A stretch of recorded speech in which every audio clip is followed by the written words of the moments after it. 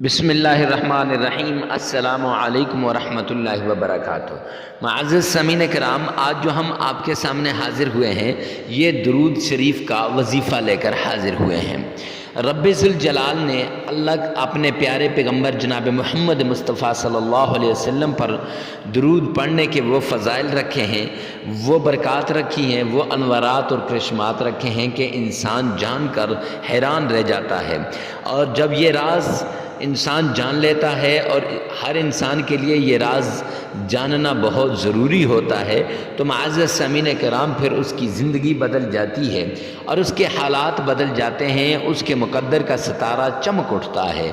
جس نے بھی درود پاک کے ذریعے سے اپنی مشکلات کو حل کروایا، رب کعبہ کی قسم اللہ نے اپنے پیارے پیغمبر کے صدقے درود پاک کے اندر وہ طاقت رکھی ہے، وہ قدرت رکھی ہے، وہ کرشمات رکھے ہیں، وہ معجزات رکھے ہیں اور وہ انوارات اور برکات رکھی ہیں کہ انسان کی ساری ٹینشنیں، رزق کی ہو، مال کی ہو، جائیداد کی ہو، پیسوں کی ہو، اولاد کی ہو، کاروبار کی ہو، گاڑی گھر بنگلہ جائیداد جس کی بھی ہے، اس کو اللہ سبحانہ و تعالیٰ دور فرما دیتے ہیں اور اس کی وہ حاجت پوری ہو جاتی ہے۔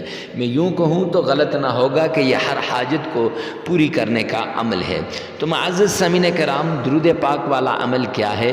3 بار تعوذ، اعوذ باللہ من الشیطان الرجیم، 3 بار پڑھنا ہے، 3 بار بسم اللہ پڑھنی ہے۔ بسم اللہ الرحمن الرحیم، 3 بار پڑھنے کے بعد 3 ہی بار آپ نے سورہ اخلاص، قل هو اللہ احد اللہ الصمد لم یلد ولم یولد ولم یکن له کفوا احد، پھر آپ نے 1313 مرتبہ درود پاک پڑھنا ہے۔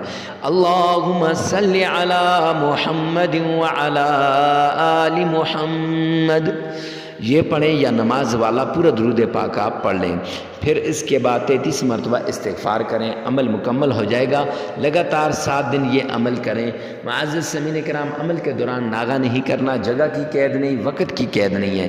جس جگہ جس وقت آپ کا جی چاہے اسی وقت کر سکتے ہیں۔